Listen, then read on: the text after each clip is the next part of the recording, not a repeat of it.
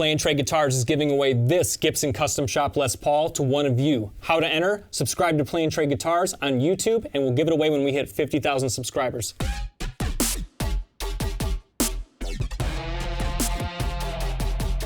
All right, hey, for Play and Trade Guitars, I'm John. That's Zach behind the camera. We have a very special on the scene today at Tobias Music in Downers Grove, Illinois. I'm here with Paul Tobias. This is a store that's been here for 37 plus years, and you've actually 43 years. 43 years since we opened. We've been a Taylor dealer now for about 37 years. Unbelievable. Again, my dad always jokes with a lot of the folks at Taylor that he was selling and working on Taylors when a lot of those guys were still in diapers. Cracks me up every time. Well, our involvement with Taylor, actually, and our involvement with bumping into each other coming out of an elevator at Summer NAMM. That was crazy. I also want to bring our great friend PETE JIVE, incredible musician. Long-time Tobias Music customer. And all this comes full circle because Pete was telling us not a week before Summer NAMM about Tobias Music and how we need to get in there and do something. And we bumped into Paul coming out of an elevator just outside the Taylor booth, which really didn't look all that different than this incredible showroom that we're standing in Tobias Music today. And we just wanted to make it a point to come document this amazing store, hear the story behind and history behind the store, and just show you what an incredible experience looks like when you're shopping at one of the top Taylor dealers in the country. This store speaks for itself, so I'm glad you get to see it with us today. Do you want to give us just a little bit of the history behind the store? Yeah, sure. Mom and Dad were always musicians when we were kids. Sure, they had their regular gigs. My father was in the Air Force for 25 years. We always joked when Dad came up with this idea about setting up the store that he really just wanted to give all his musician buddies a deal on strings and stuff like that. And you know, the first guitar they ever sold was a Martin guitar. So as we talk about Taylor, they've been a Martin dealer since day one, since all 43 years. But it was at a NAMM show many, many years ago, early 80s, that my parents ran into Bob Taylor. And again, back then, no one really heard of Taylor guitars. And my parents agreed to bring them in here. So we were kind of the early stages of Taylor's growth to bring them in. So having Taylor all this time, everybody got to know this as the Taylor shop, though we do very well with other brands too, of course. But it's really cool to have that close family relationship with everybody at Taylor. They picked this location because we all grew up just about 3 blocks over the tracks here, so it was convenient. Everybody's been hanging out here, my family and friends, all this time. They really created more of a community vibe in here, and you can imagine just in this room early on, it was a little tight. But my kids came in here and hung out when they were young. Grandkids now are hanging out in the store. So again, it's all based around family, community, and having fun. I mean, my wife might disagree with me, but my number one goal is to create the vibe here. You know, it's a fun store where you want to hang out. Secondly, yes, we have bills to pay. We have to sell guitars, and this is where my wife might disagree. We're here to sell guitars. But again, I think if we create a good vibe, that's a good launch into selling a guitar. And this thing's probably 30 years old, but this is his CF Martin apron. Oh, how cool. That he wears. Has his mask and his gloves on, and he sits right here and probably works on 8 or 10 guitars a day. Oh, how cool. I had to do a show. He's fixed my guitar so many times. Pops, Has he? Yeah, countless times. You know, as a lot of you know, Taylor kind of ventured off a little bit into the electric market with the T5. These are probably about 15 years old. Okay. They more recently went to a smaller body, T5Z, which is sold extremely well to the point where I don't even have one in stock right now. We have a few there on back order. But they also, in the middle there, worked in what they called a T3. This is their semi-hollow body. Maybe kind of like a 335.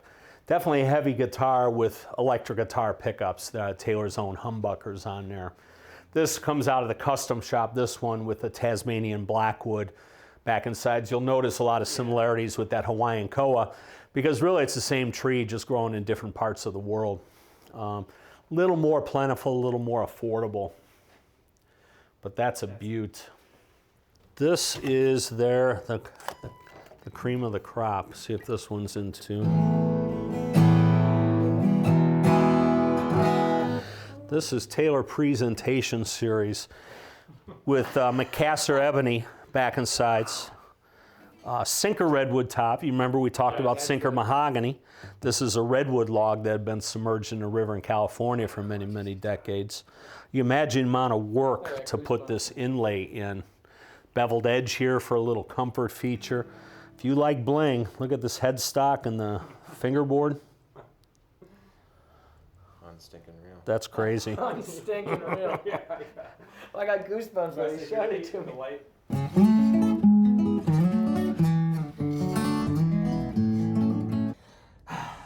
Yeah, it's really. A bit of a crazy price tag too, but What did I didn't? Oh, okay. That's what I'm playing, huh? Yeah, in the light you can really see that too.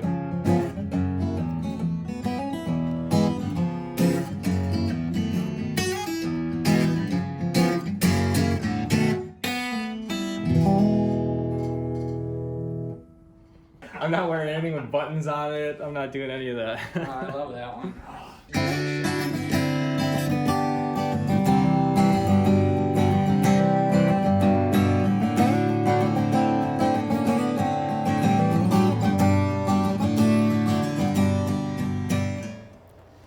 one of Taylor's latest design features is their new Grand Symphony with the Soundport Cutaway. Okay, so every guitar builder will tell you that when building guitars, there's frequencies that get trapped inside there that don't make it out. You have six strings vibrating a large piece of wood. Top is starting to move.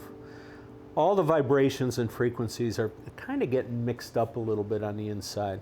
Though Taylor, to clean that up a little, obviously you probably heard of their new V-Class bracing, which this is the new V-Class design.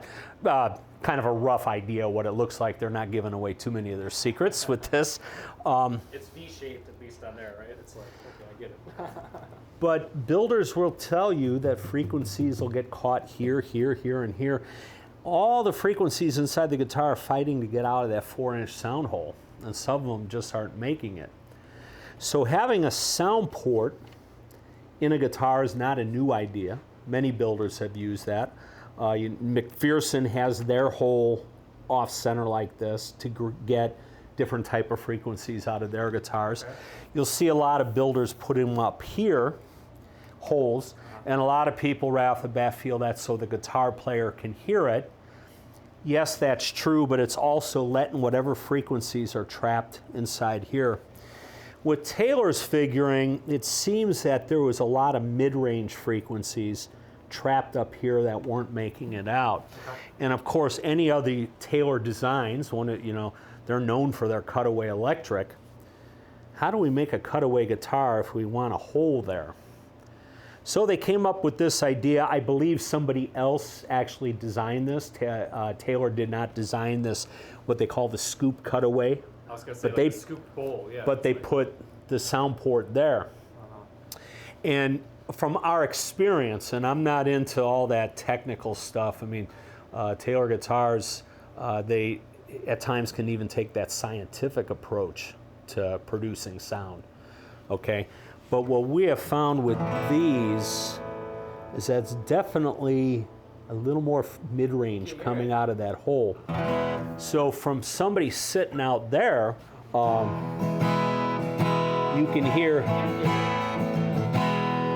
hear the two different tones coming out, almost creating a little bit of the surround sound effect. Yeah. They also feel it at two different angles. You guys help me, is this a 45-degree angle from this? Yeah, this would be 90-degree angle, right? So 45-degree angle. So it projects different. So imagine in a recording studio with two different microphones.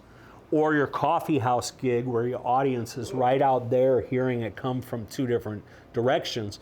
But also as you're sitting as a player, you're noticing something different. Again, the best way I can describe it is kind of a surround sound effect. So they're offering this on 3 different models. This is their 816 CE. They still call it CE Cutaway Electric. It's interesting, if you look at the back, there's nothing. There's no cutaway whatsoever. But you turn it around and there it is.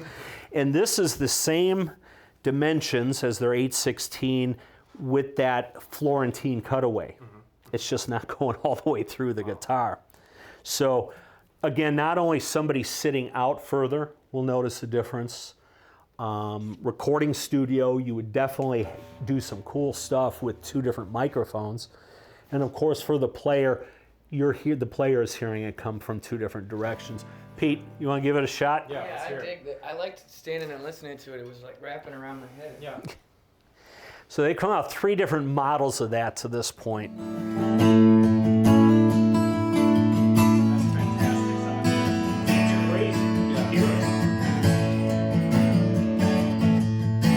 That sounds fantastic. It does have almost that stereo thing going on. Yeah. You feel like it's hitting you. Yeah. Now granted, some people might look at it and say, that's a little strange looking, unorthodox, It's worth it. but it really takes that person to sit down and play it, and you just see the whole facial expressions change. Immediately you know what Taylor was going at once you strum it. Yeah, it's just fun to play. Loud guitar. Feels like it's plugged into headphones or something. Yeah. Yeah, it's a more louder of the ones we played. It's a blanket of sound, like in the best Yeah, description possible. Sure, yeah. Stand here and listen to it. Just strum some chords, because it really does have that. This thing does sound. I'm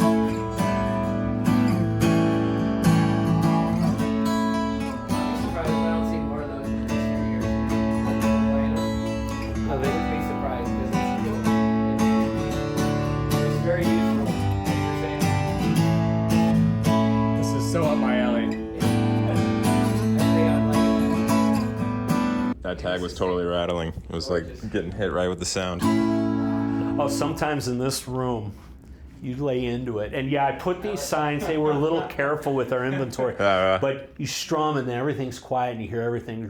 Kind of resonates a little bit, yep. That's a good feeling. Yeah, it's a good, the room sounds good. So again, who would have thought putting a little hole up there where the cutaway used to be? And I agree, at first glance, it's like, ooh, that's a little different. But when you sit down and play, it's like, holy cow, that is a little different. This sucker won me over. Yeah. This is really cool. You know, and I guarantee you right now, Andy Powers is back at his shop, West Coast, and he's working on something right now that's going to freak us all out in another year or 2. That's unreal. Now, is that ebony with just the light Chris. streaks through it? Yeah. That is a beautiful piece of ebony too. So, long story about the Taylor and the Ebony. They have a real cool documentary on YouTube and on their website called The Ebony Project. It's a real cool documentary. Basically, the ebony that has the streaking in it, a smoky look. I don't know if you can get that with the camera. Yeah. This is what 90% of ebony looks like, okay? The black stuff is only about 10% of ebony trees. But for generations, somebody, a couple centuries ago, decided black ebony is what we want on musical instruments. No particular reason. Maybe it looked good, maybe it looked classy. The streak stuff is no different, just a different color. Still structurally the same, still as hard, still as dense, still vibrates at the same frequency. But it was really Bob Taylor and his team that figured out that basically we're wasting 90% of the ebony in the world by only going with the black stuff. So he decided it's time to start using some of that perfectly good wood. And more, not just Taylor guitars, but more and more in the industry, we're starting to see it show up as part of guitar. The guitar players are accepting it now. You know, first couple guitars that came in with that streaking, people were like, ooh, yeah, I want the black stuff. Well, once they hear the story that if you just want the black stuff, we're we're basically going to wipe that species off the planet pretty soon. yeah. We have to do something. I assume some guitar builders, manufacturers are staining it black because the consumer still loves to look at the black. But when you see, here's another example of that streak stuff. Yeah. More and more it's showing up in the industry. I mean, that's just class. That's just a very nice look to a guitar. We saw it pop up actually on a couple of limited run Fenders, Fender Telly and Strat that had the striped ebony.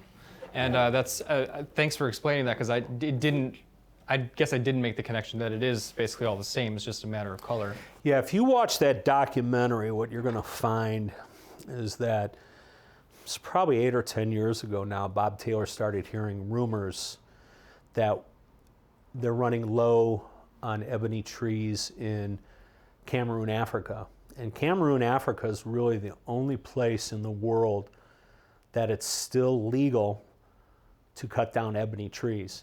Ebony trees, and it grows all over the world, but it's been so over-harvested that all the foreign governments have put a stop to cutting the trees down. Go the way of avoiding going the way of Brazilian rosewood, where we pretty much wipe the species of trees off the planet. Yeah. So most of our industry is getting their ebony from this little speck of the globe, Cameroon, Africa, because that's where it's still legal to harvest it. So when Bob Taylor started hearing that they might be running low on trees, he rounded up some tree experts. I mean, he himself he's an expert. Yeah. And they went over there to Cameroon, Africa, did the research. And I think what some of their research was showing that at the current pace, we had 6-8 years left and we're going to be out of trees. So as the story goes, he went with the loggers out in the jungles, out in the forests in Africa to see how they go about their day. And they're cutting down trees. Some they're leaving, some they're taking. And Bob asked, what's wrong with the one you're leaving there? And they said, well, it's not that pitch black that everybody wants. It has the streaks in. And I think Bob Taylor asked, what are you going to do with that? So we'll just leave it there. We keep cutting them down until we find the black one. So once again, a little more research, they found that only 1 in 10 trees are black. So basically 90% they're wasting.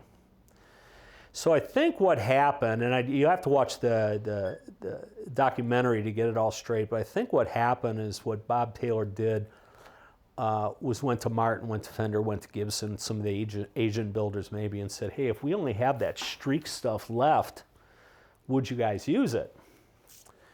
And one by one, I think they all said yes, of course. Ebony, it's hard, it doesn't wear out, it looks cool. But an important thing too is it vibrates at the right frequency. People don't realize how much tone is transferred from the neck of your guitar to the body. But when this discussion comes up, let's find one that's in tune. I tell people, strum a guitar, anything, and feel the back of the neck. It's vibrating. So it's obvious this vibration is getting transferred to the body of the guitar. So we joke about it, but if you put bricks on your fingerboard, or glass, or ceramic, it's not going to sound good. So again, the builders like ebony because it's transferring vibration. So one by one, they said if the streak stuff is the only stuff left, they would use it. Some, I think, said they would stain it if they had to. And I think one by one, Bob Taylor said, guess what? You're going to use it, because Bob Taylor, along with some investors, purchased that whole sawmill that sells to most of the musical guitar industry. And I remember hearing online, reading something, maybe it was the video, that Bob Taylor said, basically we're going to use what the forest gives us. And if the forest is giving us streaked ebony, that's what we're going to use. We're not in a place where we can waste 90% of the wood anymore. Wood like that used to end up rotting away in the jungle. No one wanted it. If you look at this guitar, it has the figured ebony on the bridge, figured ebony on the fretboard, and even figured ebony on the headstock. Okay? So we joke about the genius of Bob Taylor because 10 years ago, this used to rot away in the jungle. Now he figured out a way to charge us $200 extra for this, and I'd be glad to pay it because it's cool. So this is one of the options in the custom shop process. You can choose the custom ebony or special ebony for your guitar. And now people are, well, we've done many customs where the customers are like, right on, let's do that, I don't care, I love the look of it. So this is what, just by way of introduction again, this is what Taylor sent to us as kind of one of their 2021 models that they were interested in getting the word out about. A little bit smaller, right? 24 and an eighth? Or... Yeah, so I think maybe what kickstarted is for years of people have been asking Taylor to build a parlor guitar. And I think when you use that term parlor guitar, you're thinking historic, traditional, which might be a Martin thing, a Santa Cruz thing, who build very traditional guitars. Not that it's a conflict of interest, but I don't know if Taylor would want to call that one of their guitars a parlor guitar, because again, that's a term from, you know, a century ago versus a very modern company. But also what Andy, oh no, I don't have the demo here. Andy Powers has also come up with a new style of bracing that enhances the tone on a smaller body guitar. So if we can put them in order, of course this is their ever popular GS Mini, hugely popular, slightly bigger, okay? Very cool guitar, very affordable, very, very popular. Okay, this is a step up. But if I grab a Grand Concert, I know I have, well, here's a 12-string version. No, wait, here. Here's the Grand Concert, which had been their first full size, their smallest full size. You see, this one's a little bigger. So it fits in between Grand Concert and GS Mini. Very comfortable guitar, but you got to keep in mind the smaller the body, the more it's going to affect the tone, the projection, and everything of the guitar. So Andy Powers, again, guaranteed he's working on something this morning that's going to freak us all out in a year or two. But he had been working on what he called C-class bracing. And we talked about the V-class bracing. C-class bracing, you can feel it, is really just a cantilever bracing, one bar going here with a few others in here. So taking some of the mass away from here, creating a deeper, richer, warmer tone out of a small body guitar. Small body guitars in general can be kind of thin. Hey, we talk about the air chamber of a guitar. This is a huge grand orchestra, big air chamber, gonna move a lot of air, create a lot of tone. So the smaller you get, the less air we're moving, the quieter guitar can be. So he figured his design with this C-class bracing, less wood glued to the top of the guitar, which is going to make that top move more freely. So a smaller body guitar with big tone is the best way I can describe it. Well, and when we played it, when it showed up, that's exactly how we described it too.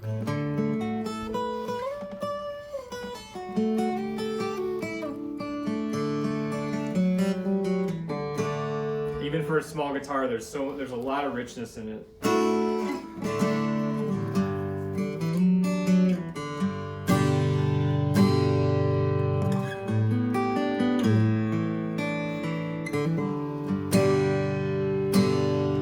you want to play us something to go out on?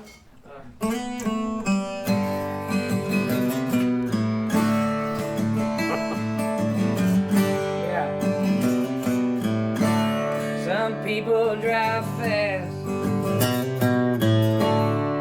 most show late. Ride with those people up, you don't signal a break. And your brides stay on long over the hill, while you ride my ass like a boss ass from hell. Well, as a rule, the road never breaks. Let me ride shotgun so I'm out of the way.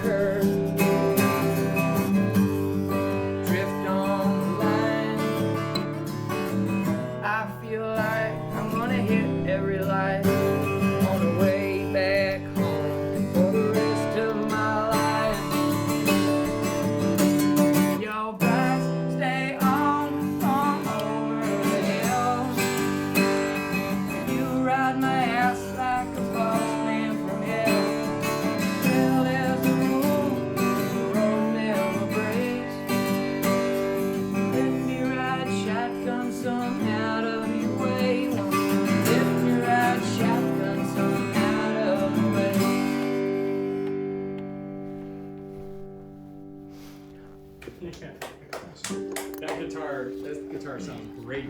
Great. Yeah, how full it is for the size, man. Love that too. That's a new song, yet to be recorded, right? Yeah. Yeah. New song. Where can we find your music? PETEJIVE.com. That's where everything is. And YouTube, PETE JIVE 100. Yeah, that's good. Looking great.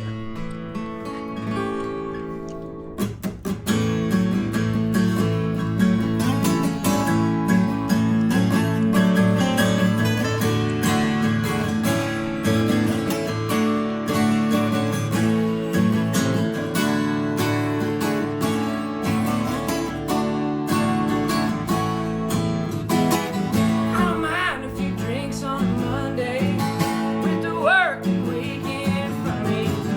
Little conversation, I was sick of the damn TV. The more the weekend, the more roads and roads. Stuck in traffic trying to find out how the hell to get back home. Lost you, baby, looking for a heart to steal. Wake up today, make something I feel. Well, that was just a time and a place. Girl, I spy the dashboard light just fade away. Everything in time. That you were wild, wild, wild when you were young, young, young. That you were wild, wild, wild when you were young, young, young. That you were wild, wild, wild when you were young. Yeah. I tell you, when I'm in that other room and you say take your little break, but then you go back to it's obvious what guitar you're playing Yeah. from the other room. Just that explosive. That is something else. That's That is crazy. a I great love guitar. playing that. Yeah. Well, Paul, I can't thank you Thank enough you so much. That was great. for playing Trey Guitars. For playing Trey Guitars, I'm John. That's Zach behind the camera. Pete, get on in here. Come Thanks on so in much. here, Pete. Thanks so much for being Thank here, you. my Longtime friend of friend. the Tobias music Oh my I family. love this store. Most talented Appreciate you guys dude. coming out. And Paul Tobias, thank you so Thank much you. for showing That's us awesome. the shop. That's This is awesome. the legacy here is Pete, something else. you're the man. This collection is unreal. Thanks so much. We can't wait to come back and You're more than continued welcome. success. Yeah. Best of luck to you. Come back for some whiskey next time. I'll be there. It's going to be hard to get us to leave. But for Plain Trey Guitars, make sure you're subscribed. Check out Paul's new video series coming out soon. Watch for that Tobias Music series. Check out his inventory online at Tobias Music. TobiasMusic.com. TobiasMusic.com down in the description. And we'll see y'all soon. Thanks for being here for Plain Trey Guitars on the scene. Catch Thank you you. soon.